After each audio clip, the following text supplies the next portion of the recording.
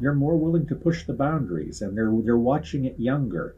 And what we're seeing now, especially people in their 20s, is that all this porn has caused a hell of a lot of health issues, especially in men. When I was 20 years old, the rate, and this is going back 25 years or so, the rate of erectile dysfunction among men who were 20 was between 2 and 4%. One of the latest stats I've seen post pandemic is, depending on what you're looking at as far as a study, it's 20 to 25%.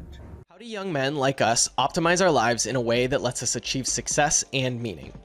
Come with me as I interview top performers and delve into key areas of life: habits, finance, psychology, health, relationships, work, creativity, and business. I boil the ocean of men's advice into usable wisdom in this podcast to give you the answers. My name is Blake Bottrell, and this is the Distilled Podcast. My guest today has spent the last 10 years talking about the addiction that nobody wants to: porn. Much like the opioid crisis that has played out over the last 25 years, porn addiction is following a remarkably similar trajectory. Addicts are initially shunned from society, only for it to later be revealed there are much larger forces at play. A recovered addict himself, he's written 4 books. His latest, titled I'm reading this book about porn addiction for a friend, and he has coached hundreds of clients through the recovery of porn addiction or betrayal trauma. Josh Shea, welcome to the show on your 3,500th day of sobriety. Thank you very much, Blake. I appreciate that. I wanted to just sort of kick things off with you sitting in jail and deciding to write a book. Why then, and why you? Well, it was several different things. First was, you have to understand that between the time that I got arrested and the time that I went to jail was about 2 years. When I got arrested, I was a very, very sick person with my addictions, not just pornography, but also alcohol. In the 2 years that led up to all the court stuff going through, I went to 2 different rehabs. I spent thousands of dollars on therapy. I read everything I could. The person who went to jail was a very different person than the guy who got arrested, because I had spent, it was 22 months between those things. So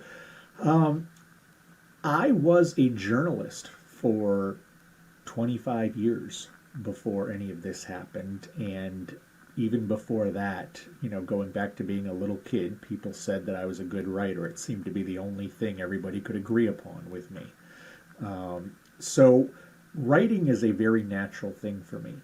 In the 2 years between being arrested and serving my 6 months, I tried to find mainstream material about pornography addiction. And keep in mind, we're going back to 2014 now. There were more bookstores back then, but there were still no books about pornography addiction. You had books about addiction in general. I could read all I wanted to read about my alcoholism, but there was nothing that was simple there for the average guy, the average gal. I thought to myself during this time, as I'm getting better, maybe jail would be the time that I could write about my story, but not just write about my story, but also include some real information about pornography addiction, the stuff that I had been learning, some statistics that were out there at the time, even though there wasn't much. I'm the kind of guy who can read the New England Journal of Medicine and get something out of it and enjoy it, much like I know that there are crazy people out there who can read Shakespeare and enjoy it. And I thought that if I could take what I could boil down in these academic papers, take my experience, serve as a warning to others, and present it in a somehow entertaining sort of way, that maybe I could do some good in this world. And when I got to jail, it was very surprising for me. Everybody was so into the book. And that's actually where I started maybe even getting the idea of coaching, because after I got the trust of people, they would come up to me and start saying, "Can I talk to you about, my porn use? Can I talk to you about some sexual things about myself?" And I recognize that there are just so many people out there who need this help. And maybe if somebody could read a book that I put out or whatever I was going to do at that point, and remember, we're going back almost 10 years, what could I put out there that maybe somebody wouldn't end up where I did? Somebody wouldn't end up in the same situation. Somebody wouldn't go down that rabbit hole, wouldn't get as sick as I did if there was some kind of earlier intervention. And that's why I decided I wanted to put that book out. And after I put that book out, I got so much attention from family members of porn addicts, mostly wives and girlfriends. That's where I learned about betrayal trauma. And I said, well, I've got to write a book about this. This is completely the other side of it. And this is actually really interesting to me, too. And I know my wife dealt with some of this. So I decided to put that book out with a partner who was a marriage and family therapist, and that ended up becoming a bestseller. And then it was like, oh, okay, I guess this is going to be my thing now. The podcast started calling. I started going and doing speaking engagements, and then the pandemic hit, and I was like, okay, what am I going to do now? Not only do they not want me at the auditorium, they've locked the auditorium because everybody's stuck at home. And a friend of mine who was a doctor said, you know what I think you should do? I think you should consider coaching. I know you're never going to go back to school to become a therapist. I know you don't have the patience to do that, but you have so much experience. You tell a good story. You can make people talk.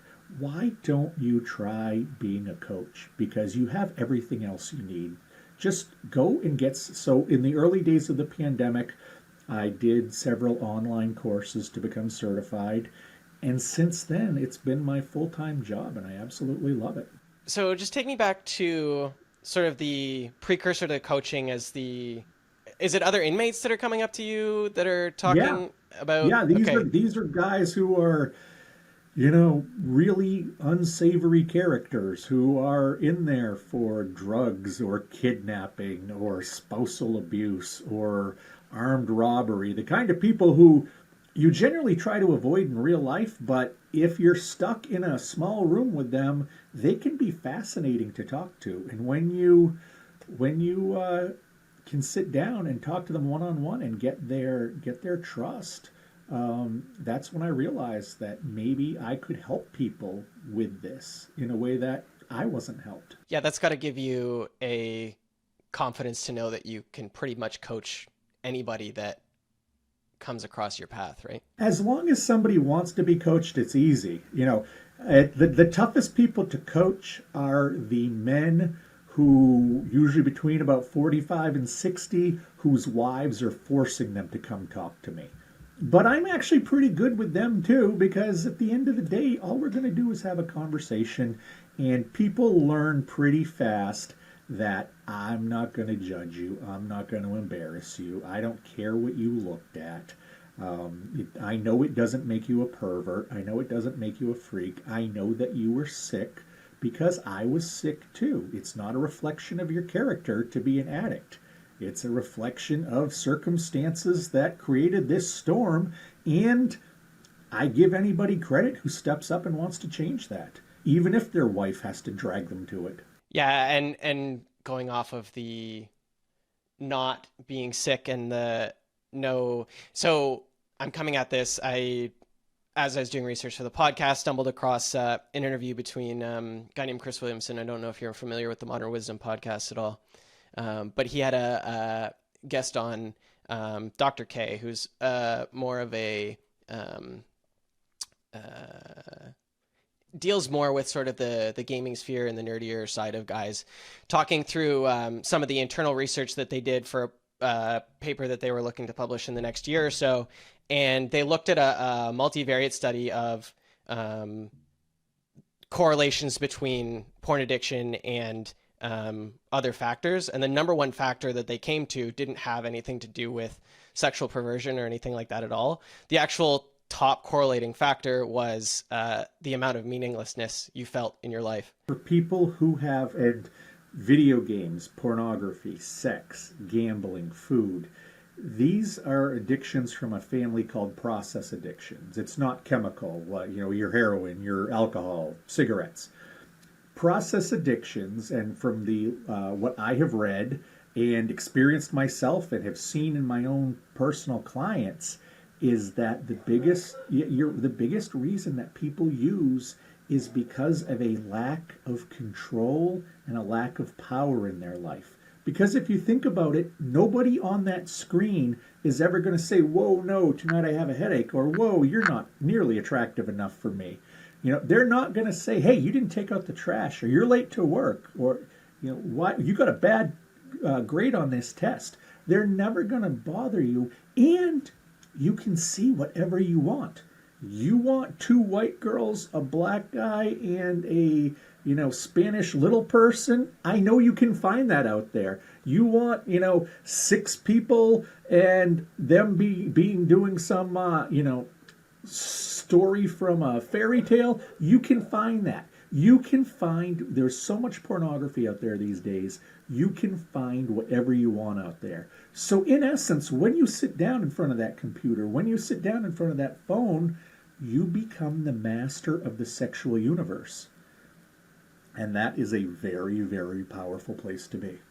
I was fascinated by this concept that you talked about a couple times, that the sort of shift in demographics of who is now acquiring porn addiction is changing over time, because initially so much of pornography was specifically tailored to like middle-aged white guys, and that was the first spike that is seen in porn addiction, and now they've sort of plateaued, and now other demographics, whether it be women or people of color, just those statistics now catching up, and that's like a fascinating factor that I'd never thought about.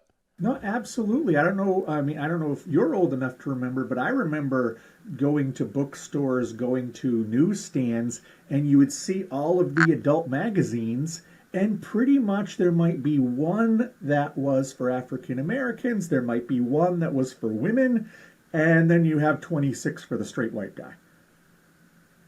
That they knew back then, 60s, 70s, 80s, into the 90s, that they could trust that the straight white guy would buy porn.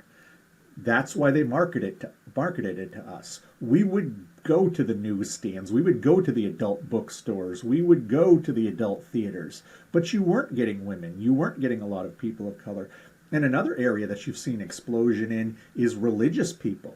Well, they don't want to be caught dead walking into an adult bookstore, but hey, now that they're behind their closed doors in their house, nobody can see what they're doing online. And that's what's making it very attractive to other people beyond straight white men. But it's also that porn is so much cheaper to produce these days. You and I sitting here tomorrow, we can cast, we can film, we can edit, and we can distribute a porn movie, all while not being in the same room, not being in the porn movie, but we can do all of this very easily and have it out there and have spent a very small amount of money. If it doesn't cost a lot to produce, you can narrow it to a specific audience. That's why you get so many weird genres on adult sites these days, is because you can make money off of all of them. And that's what has to be remembered ultimately, is that the pornography industry is there for the money. Bottom line, that's it. And in talking cheapness of production or lowered production requirements, obviously over the past 3 years, we've seen sort of an explosion in models, OnlyFans, DIY porn. yeah, like something to the effect of like 1.5 million additional OnlyFans creators or something in the last 3 years since The last stat I saw from earlier this year was the CEO said that they had 3.2 million people making content. And if you go back to January 1st, 2020, there was about 300,000 people. So in 3 years, and we can, thank the pandemic for this, in just over 3 years, OnlyFans by itself, not talking about the other copycat sites, not talking about those other cam sites, just OnlyFans, added 2.9 million porn stars to our world. That's a major shift in sexual dynamics. That's a major shift in the way that young people especially think about nudity, think about sexuality, think about the display of it, think about the commodification of it. You know, when I was in high school, way back when, um, if there was a Polaroid of the sexy football player quarterback and the his head cheerleader girlfriend at the beach and him in his little shorts, her in her little bikini, in 1994 that would have been passed around like it was a joint. Everybody would have wanted to see that friggin' thing. But nowadays, 15 years old, 16 years old, everybody has an Instagram. Most people are half naked in some of the photos on their Instagram. It's just not a big deal. And when you start to change society's views and make it more liberal towards nudity, more liberal towards showing your body, charging to show your body, what's the big difference for a girl or a guy on the last day of their 17th year wearing a bikini top and the first day of their 18th year dropping that bikini top? Well, frankly, it can be thousands of dollars if they want to market it correctly. And if they don't have any hangups, they don't have the hangups that a lot of us raised in the 70s and 80s do. That's what we're going to see happen. And keep in mind that the people who were furloughed, the people who were laid off during the pandemic, they were service workers mainly, waitresses, bartenders, retail people. These are usually younger people, gregarious, outgoing people, people who know how to hustle for a dollar, and people who also care about the way that they present themselves. So it was like a perfect storm because suddenly they're stuck at home. They've got to pay rent, they've got to pay for food, they've got to pay for whatever. And all of a sudden now you can work an hour or two a day. It's not like you're a stripper on stage. It's not like you're a prostitute out turning tricks. You're doing this from the comfort of your own bedroom or living room. And the only people who have to know are the ones that you let know that you're doing this until you're found out.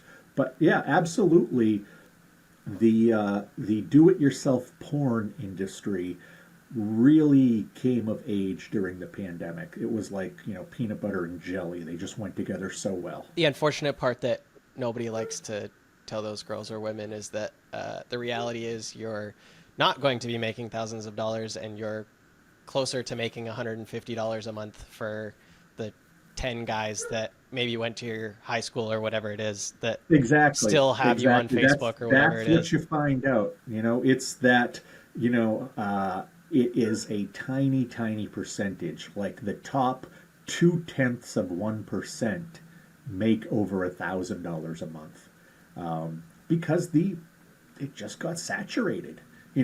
Okay, that one girl from high school is naked, but what happens when there are 15 girls from high school naked, and you've got to decide who you're going to purchase and look at?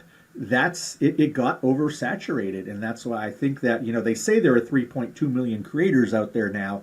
I wonder if that's more like 3.2 million accounts of creators, because a lot of the women who I spoke with and a lot of the men who I spoke with when I wrote my third book, which was called Porn in the Pandemic, they talked about getting into it for the money, and not many of them are doing it anymore. And if they are, a lot of them are not doing it for the money, or it's just a part-time side hustle, that makes a few dollars.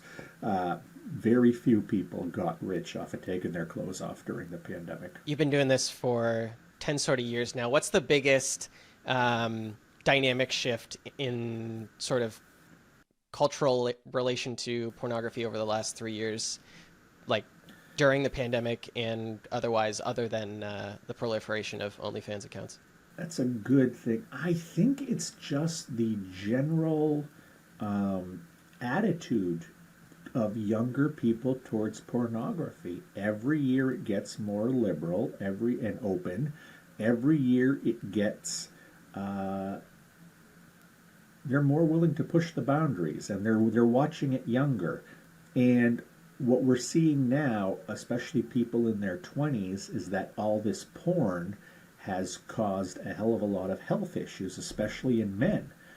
When I was 20 years old, the rate, and this is going back 25 years or so, the rate of erectile dysfunction among men who were 20 was between 2 and 4%. One of the latest stats I've seen post pandemic is, depending on what you're looking at as far as a study, it's 20 to 25%. Now, you can't tell me in 25 years that this has to do with vaccines or the food we're eating or autism or anything else. This is because we now have high speed internet, and for the last 3 years, so much porn has been produced, and it has become so normalized because whether you know it or not, you know somebody making pornography and selling it out there. Maybe they're not marketing it to you, but you know somebody out there who's making it. And society accepts that now. 40 years ago, that you would have been called all kinds of dirty names. You would have been seen to be as dirty as a prostitute, as disgusting and depraved as a stripper. There was just something wrong with you. And I don't think most people under 40 think that way anymore. And I think that's really changed in the last 3-4 years. Yeah, you used to have to go to whatever the little valley next to Hollywood was called, and now, like you San say, Fernando Valley. yeah, there you go.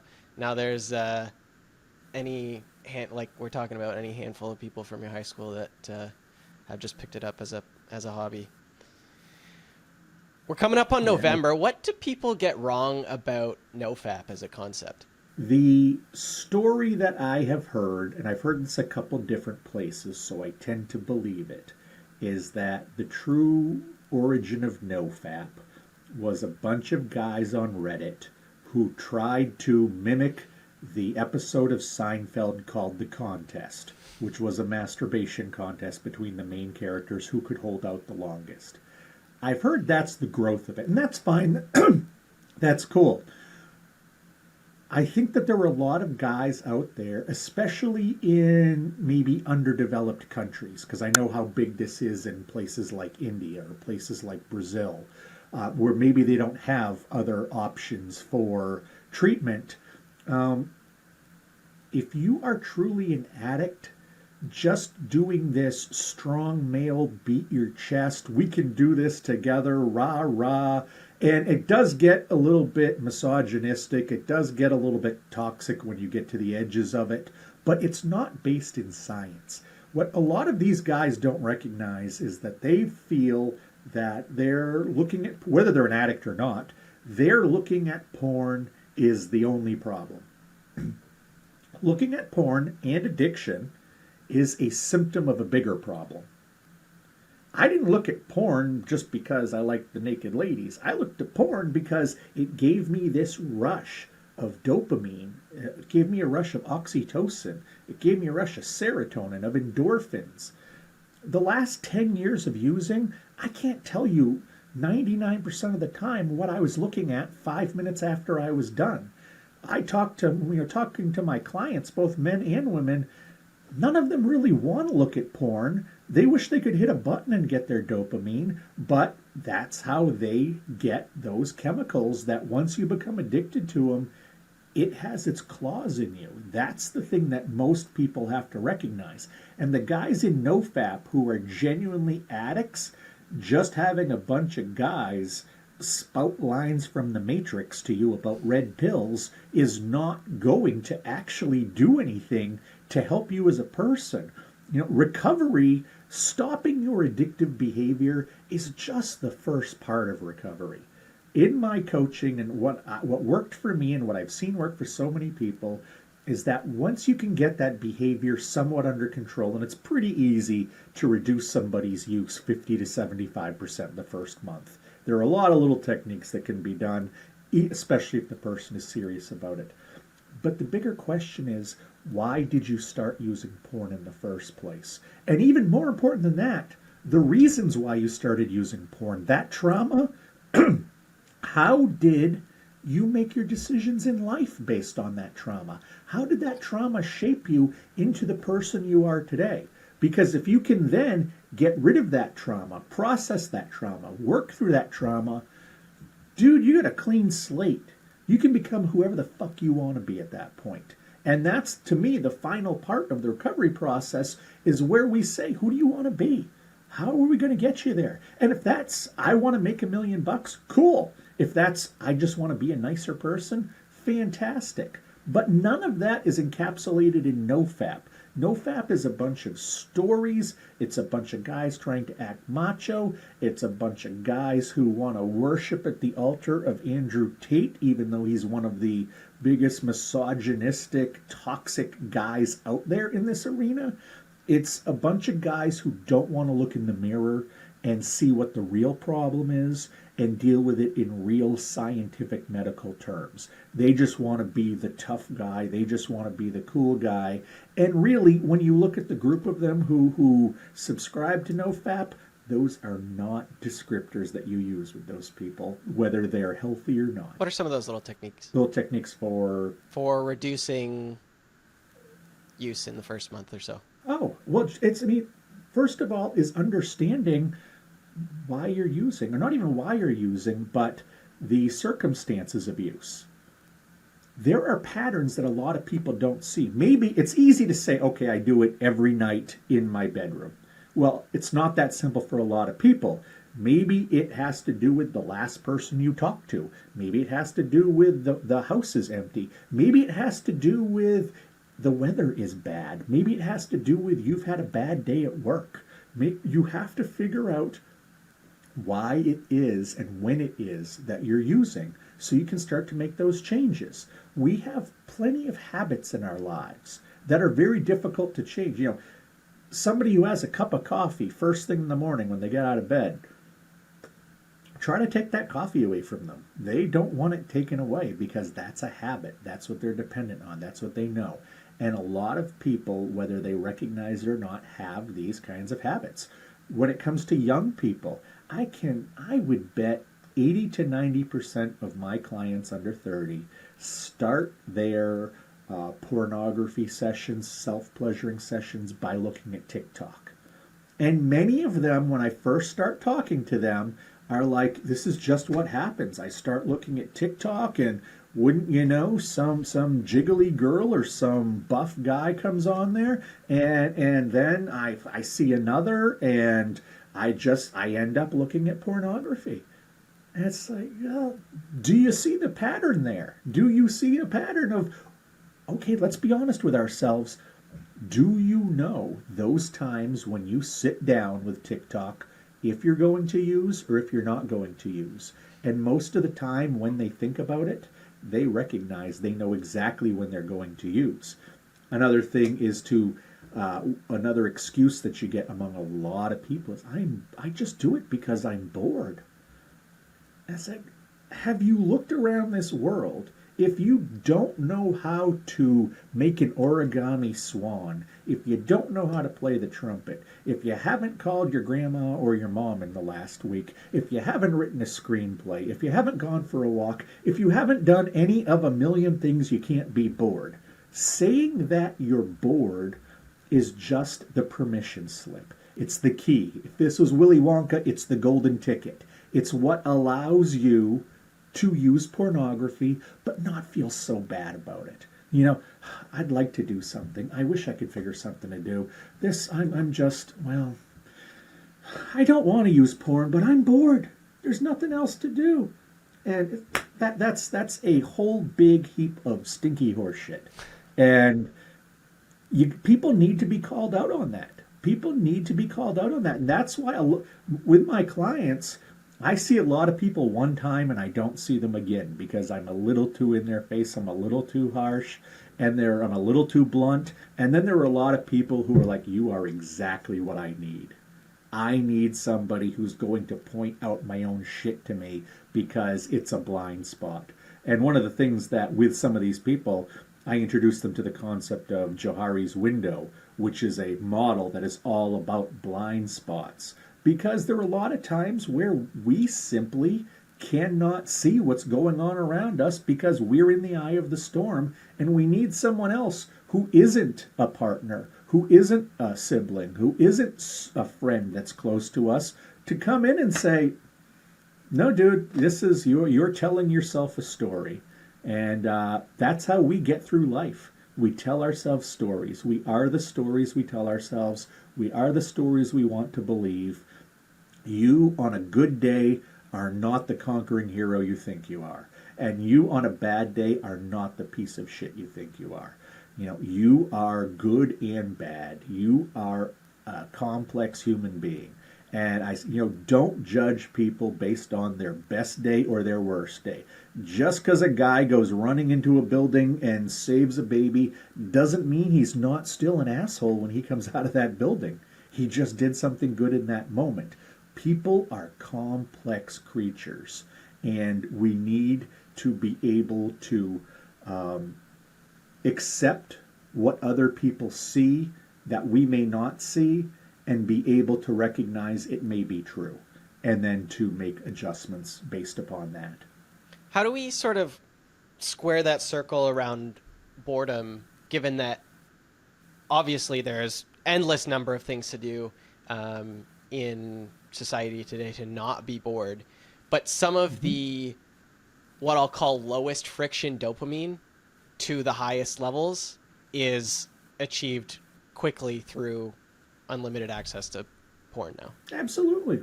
Absolutely. But there are a lot of bad ways you can get it. I mean, there are a lot of good ways you can get it. It depends. What are you? Are you an addict? If you're not an addict, well, then it should be a lot easier for you. If you are an addict, what you need to recognize is that it's not about the sexy people doing the naked things. It's about something else. And if you look at Patrick Carnes, who's kind of the godfather of study in this area, he has his groundbreaking study, even before we had high-speed internet, was called The Making of a Sex Addict. And what he found was he interviewed hundreds of men and found that those who were porn or sex addicts, more than 70% had some kind of childhood trauma that was connected to physical abuse. More than 80% had some kind of trauma that was connected to sexual abuse, and more than 90% had some kind of trauma that was connected to mental, emotional, or spiritual abuse. When you do the algebra on this, it's like 99.7% of men have some kind of trauma based on the pornography. It is a response from the body to handle stress, to handle anxiety. I became a porn addict at 12 years old. The reasons that I used at 13 and 14 were not the reasons I used when I was 23, were not the reasons I used when I was 33. But what you learn early on is, if I look at this stuff, I feel a lot better. You may not even understand the chemical issue of it. I feel a lot better. And looking at this stuff can make a bad day okay. And it can make an okay day pretty damn good. I like this. This feels good. I'm going to keep doing this. And it's not until you're well into it that you realize you're hooked on it. And it's not that you're hooked on boobs. It's not that you're hooked on butts. It's that you're hooked on the chemicals. Just like a gambling addict is hooked on the chemicals. Just like a food addict is hooked on the chemicals. Porn addiction doesn't take place between the crotch any more than food addiction takes place in the stomach. It all takes place in the brain. That's where the hard work has to be done. You told your lawyer that you didn't want to know where the anonymous tip came from that landed you in jail. It ended up being for sort of solicitation of a minor through a site akin to Omegle. I don't know if it exactly that, but the concept is that obviously everybody knows that there are a lot of 16-year-olds that look like 25-year-olds now, and that's unfortunately just sort of a thing that happens. But you talk about that moment a little bit of in a positive light now, almost as it sort of is this new chapter in your life and come to Jesus moment, for lack of a better Mm-hmm. term there. Is there ever a thought to retroactively go back and almost reach out and thank that person instead? No, no, I don't want to know who nailed me. I don't want to know how. I have heard different theories. Some of them I can understand make more sense than others, but it's not going to do any good for me 10 years later to find out what happened. Because while I can say it was great and it changed my life, I can also say, is there a better way you could have handled this? Could you not have, perhaps dragged me through the media mud like it happened? Was there another way to do this? I am so grateful and about who I am today. I'm so much happier and healthier than I've ever been. But I really don't want to revisit that. It's much like when asking, I've been on, like I told you, probably 500 podcasts at this point. I've talked with, hosts who were like, oh my God, you didn't get nearly enough time. You should have been in jail for 5, 6, 7 years. They should have thrown away the key. And I've talked to people who were like, dude, you didn't know. You have no history. They found nothing except for this one person you were talking with on your computer. Shouldn't you have just got a slap on the hand and move forward? Well, I've had to decide with that debate that the judge gave me exactly the time that I should have. No more, no less. I'm cool with what the judge gave me because that's the only person that mattered in this.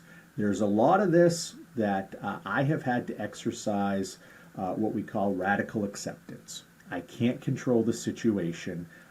Whether it's justified or unjustified is not for me to decide, and all I can do is move forward trying to be the best person I can be. And I hope whatever happens when you die, whether heaven, hell, whatever any other religions believe or spirituality believes, I just hope when all is said and done that I've helped more people than I've hurt. That's really what I'm after now. And I am trying to create less people who are like me. If I could fall into that trap because I was ill, that I did not exercise the judgment of, hey, this could be a teenager, maybe I should ask, maybe I should find out, instead of just going along with talking to her. If I can get one other person to do that, they won't have to go through what I did, but that person on the other side of the computer won't go through it either.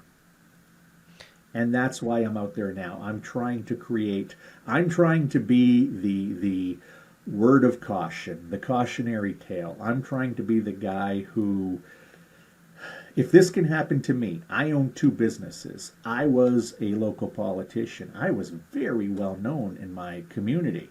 I'm the last person that you would have said, wife, kids, house, everything going well for him, that I was this guy. If I can be this guy, anybody can be this guy. And for 99% of the time of my addiction, I never would have let it get to the point it got to. But I got so critically ill at the end that, it's amazing I didn't drive my car into a house because I was drunk all the time. Because I was just so sick. And I tell you, Blake, I don't know if that hadn't happened, or if something hadn't happened in the next 6 months to a year from when I did get arrested, I don't know if I'd be here today talking to you. I think I was on a fast track to death. So yes, I'm grateful it happened in that way. I'm also grateful that it got me away from those addictions. It got me into rehab. It got me into learning about this stuff. It forced me to wake up. It forced me to look at my past. I'm grateful for all of that, but I don't need to go and dredge it up every day and dissect it and figure out what could be better. It was what it was. I accept it, and I am very happy and pleased with where I am and what I'm doing now. Of course, the everybody's favorite part of the story is always the redemption arc. Has there been a moment for you? Oh, I don't know. There's a lot of people who know me who still like that part where I got thrown in jail. I was not a pleasant person to be around for many, many years. When you talk about that, I would have run into the building to save the baby because I would have known that somebody would have taken a picture of me coming out. I wasn't there to save the baby. I was there for my own reasons. Altruism was number 5 or 6 on my list of reasons I did things. It was about my narcissism. It was about my ego. I was a miserable prick to be around. To me, recovery is not necessarily, I don't drink anymore. I don't look at porn anymore.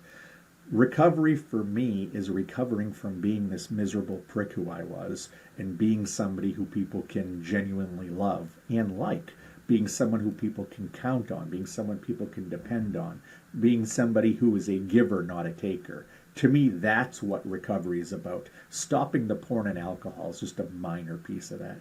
Tell me a story about a client of yours that really sort of drilled this second half of your journey home here. Well, I'll tell you, it's actually more than just, I mean, I've got a hell of a lot of stories, but I'll tell you what I look forward to the most is when I see somebody on my schedule for the first time.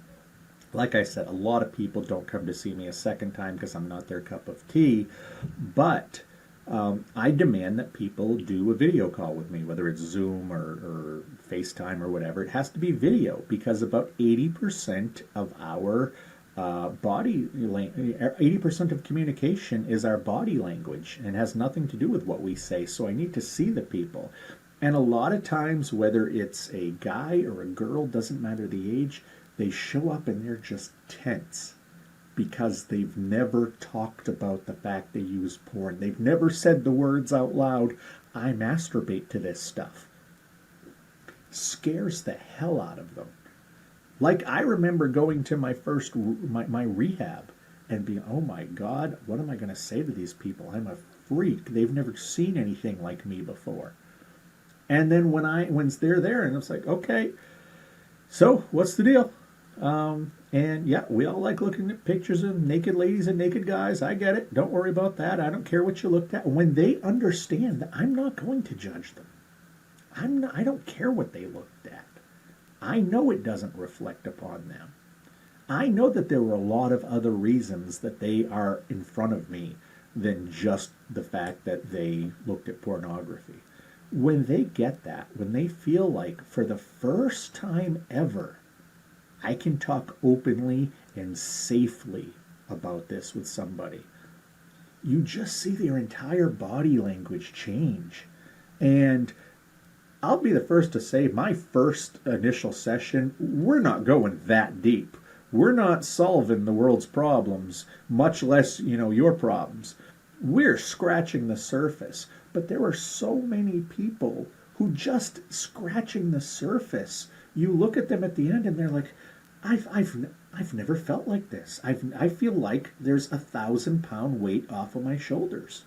And some of them will say that this is, I went to a therapist and I could barely talk about this. Maybe it was because they were in the same room. Maybe it's because I went through it as well. I don't know exactly what each person's reason is, but to see them relax and feel okay about themselves for probably the first time in a very, very long time, that is freaking rewarding because I remember the moment that happened to me. And the fact that I can help facilitate that feeling for someone else, yes, I hope they get perfectly clean. I hope they have a successful, wonderful life. But just that one magic moment in the first session where it's, yeah, I did use this stuff, and it made me feel shame, and it made me feel, yeah, okay, I get it, I understand, I was there, and there are reasons this happened. Here's some of my story, and I'll share some very, embarrassing personal things, and that makes them feel better. It makes them feel not alone. If you're going to deal with somebody and talk to somebody who is an addict, and I don't care what it is, it comes with a lot of shame. And if they can feel safe talking to you, that's the biggest hurdle right there. Do they feel safe? Will they not be mocked? Will they not be shamed? Will they not be brought down the way that other people have and the way they have to themselves? That's amazing, man. Yeah, there's something powerful to be said for the difference between empathy and sympathy, I think. Two things that don't get talked about enough, and one of them feels very different when you're in it. Absolutely. And I'll tell you, it's kind of funny because in the early days of my recovery, in taking a ton of different assessments and, personality tests and whatnot, one of the things that was found to be lacking in my life was empathy. And I'll tell you, the first 4 or 5 years of recovery, it was harder to develop empathy than it was to quit alcohol and porn because I had kept so many walls up. I didn't want to feel for myself, much less for you.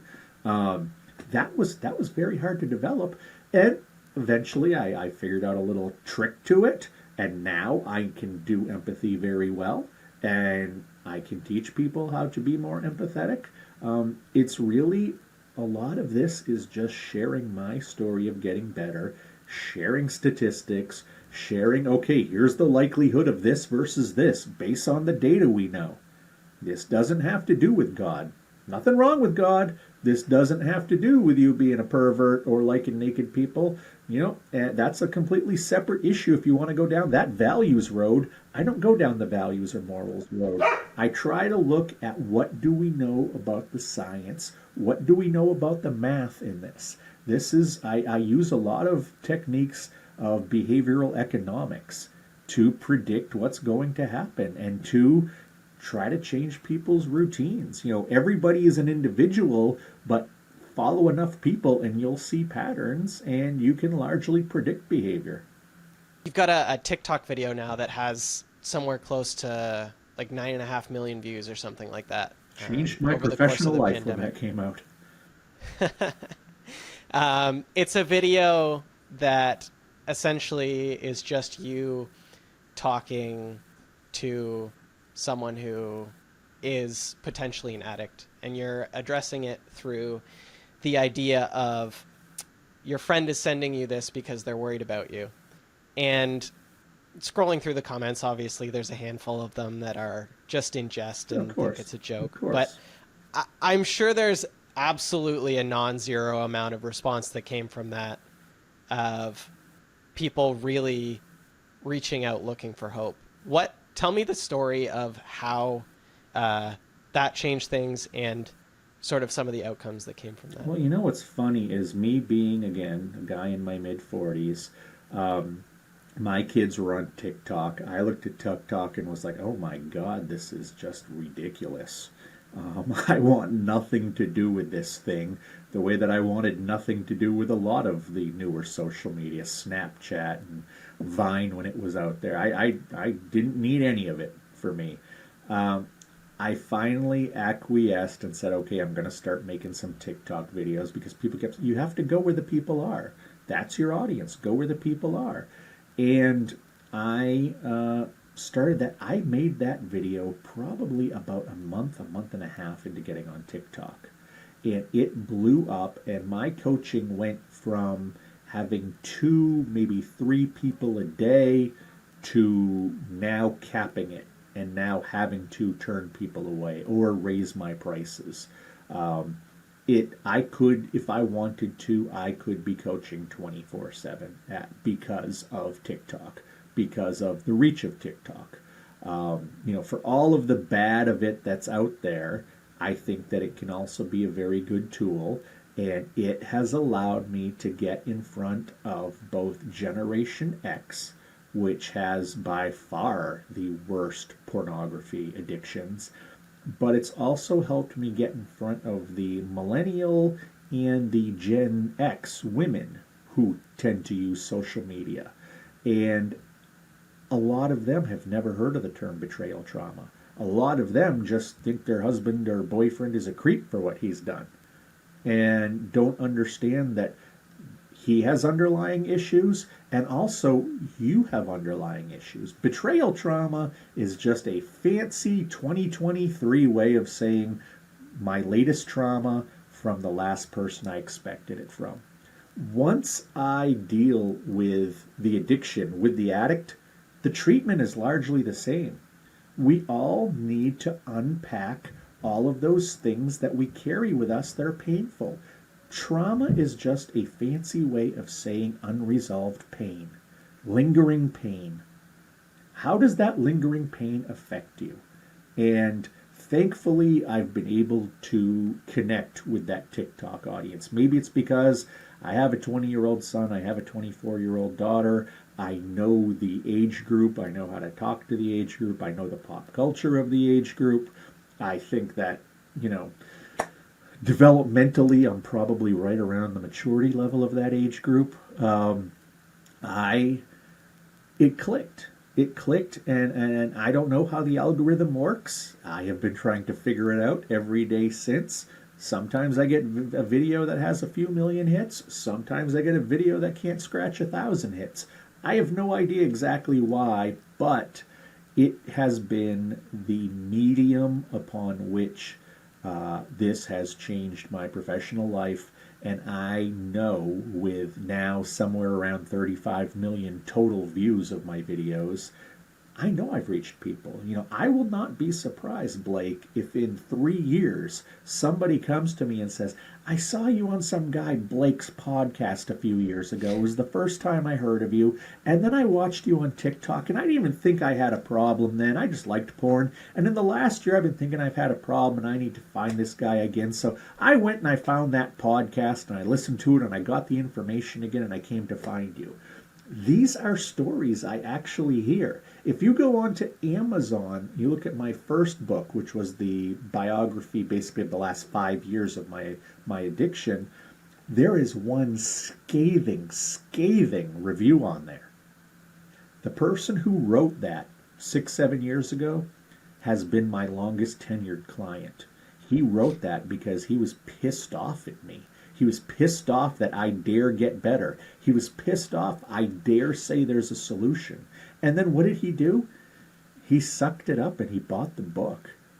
And he read it and he realized I was right and he reached out to me. And he was like the 4th person who became a client of mine. Still is to this day. And we still laugh about that because that's where he was at one point. He didn't know me. He hated me because of what I represented. So for some people, this does take a long time. This does take, repeated viewings. That's why I'm still making videos every day. That's why, I'm still doing podcasts all the time, along with, trying to do the coaching as well and trying to get out there and get in front of crowds and talk about this. It's because we have to hit this from all angles until society grows the fuck up and is willing to talk about pornography. We're not going to be able to talk about pornography addiction. And with statistics like 91.5%, really recent statistic, 91.5% of men in this world who use the internet look at pornography at least once a month. 60.2% of women who use the internet worldwide look at pornography at least once a month. This doesn't mean that they're addicts. This just means that you are far more rare if you don't look at pornography online. Now, I know when it comes to admitting it, those numbers are going to be much lower, but that's where it is. That's where we are as a society, and we need to appreciate that and recognize, no, we're not going to get rid of pornography. I never claim to be anti-porn, because that would be like banging your head against a wall. We could not outlaw alcohol in the U.S., 110 years ago. Dismal failure. You think with all of the technology we have today, we have any hope of ever eliminating porn? We don't, because sexuality and being interested in sexuality is a normal thing. It goes back to the beginning of time, especially in your formative teenage years when you're going through puberty. It doesn't make you a freak to wonder about it. It makes you very normal. But what we need to let people know is, unlike when I was out there and you had to score a magazine or you had to hope that you found a videotape, well, how many different devices can we carry around on ourselves that we have the greatest porn computers that have ever existed? And as soon as we give an 11-year-old a smartphone, well, we've just given them the greatest porn computer that's ever existed. Are we giving them any knowledge of what they're going to find on it? And the answer is no, because we still are so squeamish as a society. We are so unwilling to talk about this stuff as a society. This is at the top of the show. You talked about the opioid crisis. I think that's a perfect correlation. I remember back in the 80s when Nancy Reagan was running around telling us to just say no. We all sort of decided as a society, drug users are kind of gross. They're from the wrong side of the tracks. They're troubled. You don't want to have anything to do with them. They're bad people. But my God, we knew the opioid crisis was happening then. You can go back and watch cop shows of the 60s and they're busting people for heroin. You can go back to some of the early hip hop lyrics and they're talking about abusing Vicodin and other types of stuff. We knew this was here. It wasn't until, the late 2010s, 2018, 2019, prior to the pandemic, people remember, the opioid crisis was the biggest cause célèbre for all the politicians, because it finally became good for their image to care about the opioid crisis. But it was a very reactive stance to take. We should have been taking a strong stance 30 years earlier. Now, in 2050, we are going to be a very ill society sexually. We're already starting to see some of these things. The rates of intercourse among teenagers is dropping, yet the rates of erectile dysfunction are skyrocketing. Something's going on there, and if we don't take care of this stuff, it's going to blow up. One of the biggest statistics that I used to quote, and I guess I still will, it's from 2017, so 6 years old, pre-pandemic. There was a group called the Barna Group, which was commissioned to do a study. They interviewed a ton of young men, and the group that was 18 to 30 years old, almost 33% said that they either have a problem with pornography, believe they're developing an addiction, or have a full-blown addiction. Now, that is self-diagnosis, so it's not always going to be 100% correct. But if 1/3 of the men under 30 years old in 2016 thought they had a problem, so that must mean that today 1/3 of the men under 37 believe they have a problem. And I bet it's even higher than that. What happens in 13 years? Is it going to be 1/3 of the men under 50? Probably even worse. And the women will be catching up, and everybody else will be catching up. If you have working sex organs, you are not safe from pornography. And we need to be able to grow up and pull this Puritan stick out of our ass and talk about what this stuff is. You and I have been talking about pornography for damn near an hour now. We haven't got super graphic once. You don't have to get graphic to discuss pornography. We all know what it is. But we need to be able to have the big boy and big girl discussions about what we should do moving forward and how we're going to protect future generations who we are just handing this technology to and saying, good luck. That's what we really need to focus on. Yeah, I think the largest cohort of pornography users is now the age 12 to 17 demographic. Yep. And something to the akin of the number of people, number of single, both males and females now that have reported no sexual contact in the last year is somewhere in the 30% range, the last statistic I saw. So it's certainly not getting any better. It's starting to tell a story. I just hope people are willing to see that story. It's similar to, I see this a lot if I'm out talking to a group, especially if there are parents in the group where, you always have, well, you know what? We've got filters on our kids' phones. You've locked down 1 out of 7 billion phones on this planet. Oh, thank you for taking care of the problem. It's not a matter of if your child is going to see pornography. It's a matter of when. And teaching your children about pornography is not the birds and the bees speech. Teaching your children about pornography is like the speech about staying away from cigarettes. It's like the speech staying away from alcohol. We don't do this in this house, especially if we're kids. This is not good for kids. When you get older, you can make your own decisions, but right now, house rules, there is none of this stuff here. And you don't have to act like it's the biggest deal in the world. You know, my mom, when I was 10 years old, we had HBO, you know, one of the first families to have HBO. If Rambo or something super violent was on, that's fine. But oh my God, if a breast or a butt came across the screen, she came running from the other room to change the channel. It's okay to watch people get murdered, but God forbid they take their shirt off first. That's where the real problem is. And that's how my age group was raised. And that is going to fuck with people's heads, because I see it all through Gen X, how it's fucked with people's heads. What we need to do is be able to recognize that this is a substance that, used incorrectly, can cause health problems. So if people are going to use it, which we know they are because they have through history, there should be some warnings. There should be some education as to what the potential pratfalls of it are, about what the potential downside to it is, without judgment, without making it all graphic, just making it very matter of fact. And I think we're going to see our greatest drops in numbers of porn addicts, our greatest drops in number of people who consume pornography, if we would just start doing that. I think I don't know what your opinions on Twitter are now since the change in ownership, but I think your message would resonate a lot with the cohort that I'm finding on there. So maybe that's the I gotta nice tell you, place to I look when jumped you off need of to. Facebook and I jumped off of Twitter when, for my own mental well-being, I had to not follow the news.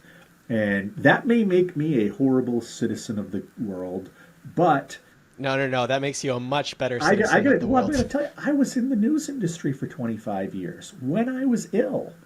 And now that I'm away from it, frankly, I know that my vote doesn't really count that much.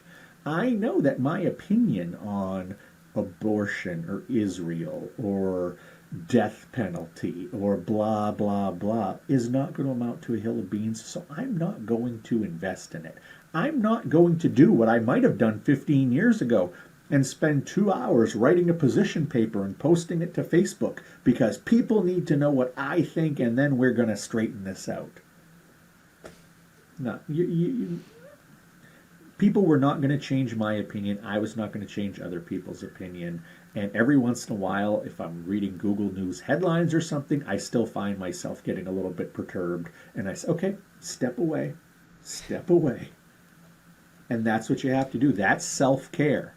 That self-love is knowing this is not going to be good in any way. So, yeah, I don't find myself on Twitter and I don't find myself on Facebook because they are just not healthy for me.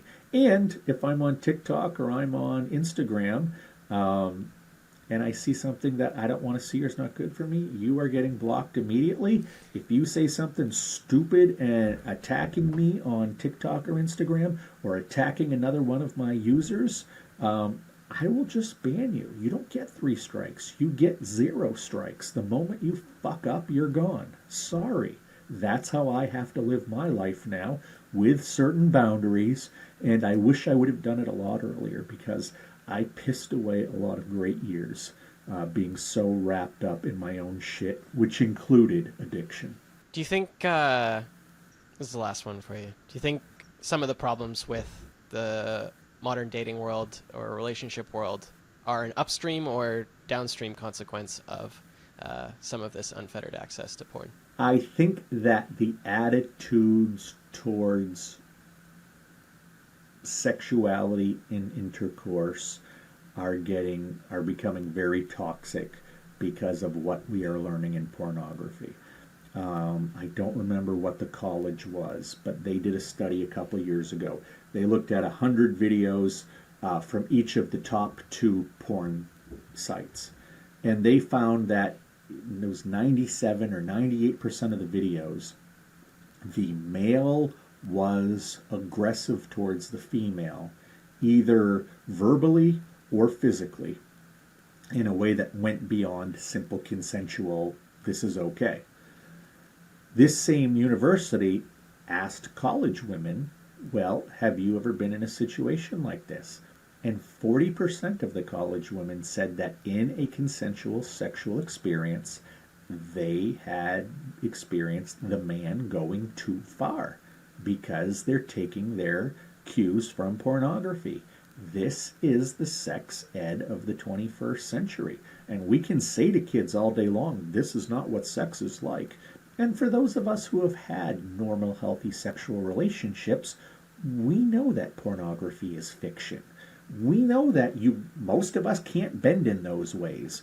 I, ironically, now know a handful of porn stars because of my TikTok. And they love what I do. And they have told me, there's one woman whose name is very well known out there who has told me, you keep telling people that this is fake. You keep telling people that the 10-minute scene they're watching took us 8 hours. You keep telling people that money shot at the end never even happened that day. He had to go back for reshoots, and it wasn't even me who was there at the time. It's all Hollywood magic. It's fiction. It's not a documentary. It's not a reality show.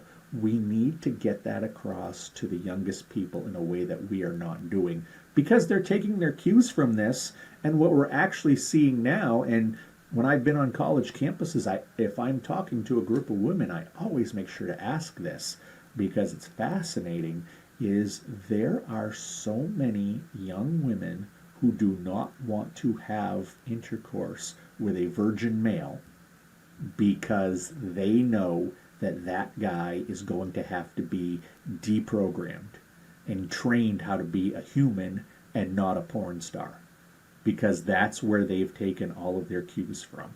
They think, oh, well, she's going to let me have sex with her.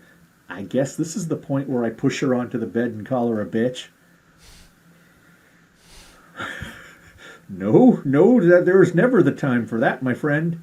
But it's happening out there because of the messages that are being delivered by porn. When people say, why is porn... Okay, I'm not an addict. Why is porn bad? Porn is giving the youngest views about sexuality that are just not congruent to the world that we live in. And they don't understand that because they haven't been around enough to experience it. Well, I'm thankful for the work that you're doing, and Thank you. I appreciate what you're doing to educate the next generation here. And if people want to get in touch with you or find your stuff, where should we send them? Yeah, TikTok and Instagram. My handle is that corn coach. If you've been on either of those, you know you're not allowed to write the word porn because, oh my God, what will happen to you if you write the word porn?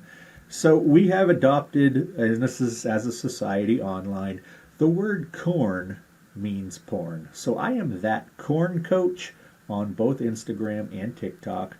And if you're looking for any other information from me about my books, about my coaching, you can visit the P, that's the letter P as in porn, paddictrecovery.com. That's my website where you can learn anything else about me that you need. I'm not a difficult guy to find. Perfect. Thanks, Josh. I appreciate your time, and thanks for coming on. Thank you for having me, Blake. I appreciate it.